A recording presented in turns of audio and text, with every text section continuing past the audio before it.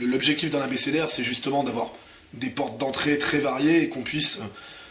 y entrer une première fois et puis surtout y revenir par la suite, un petit peu comme on veut en fonction de ses envies, de ses goûts aussi, puisque c'est un abécédaire de contre-culture qui se veut donc très éclectique, où on retrouve à la fois des auteurs, des films, des expressions, des lieux, des concepts politiques évidemment, puis des souvenirs, des personnalités, donc les portes d'entrée sont très multiples. Je conseillerais quand même de commencer par l'introduction, histoire de comprendre un petit peu la démarche qui a été la mienne dans le cadre de la rédaction, mais ensuite, si vous voulez choisir une nouvelle paire de baskets, vous pouvez aller voir AS comme Stan Smith, si vous cherchez à vous intéresser à la politique italienne, il y aura A comme Alemanno ou B comme Borghesio, etc. etc. Effectivement, on peut le prendre de manière traditionnelle, parfois en sautant les mots qui vous intéressent un petit peu moins et en y revenant plus tard. Le but, c'était justement celui-là, qui est une facilité de lecture et puis que chacun puisse trouver son point d'accroche pour ensuite s'ouvrir à la démarche globale du livre, puisque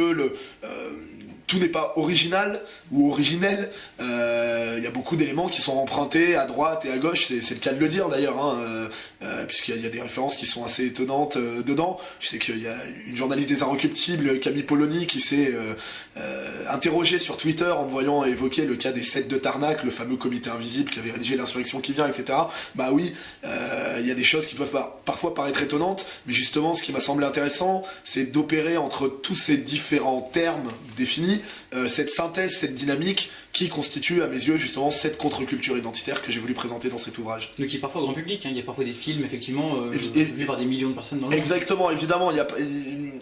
y a des choses qui sont un peu très précises, voire quasiment un peu élitistes, mais il y a aussi des choses qui sont oui, très publiques, très commerciales même, on pourrait dire. La volonté, c'est pas de se donner l'air d'être intelligent ou de faire un peu de la fausse érudition comme ça.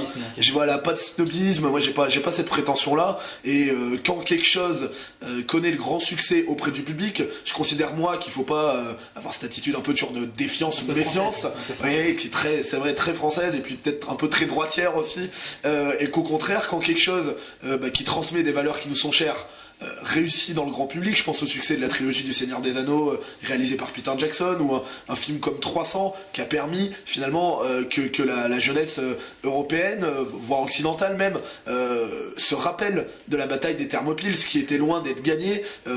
la trilogie du Seigneur des Anneaux qui a permis de faire connaître l'œuvre de Tolkien en France, qui était très très méconnue et qui à mes yeux très, très importante. Donc voilà, quand quelque chose fonctionne, au contraire, on devrait, plutôt que d'avoir un peu cette attitude de méfiance, regarde un peu comment ça, la plèbe,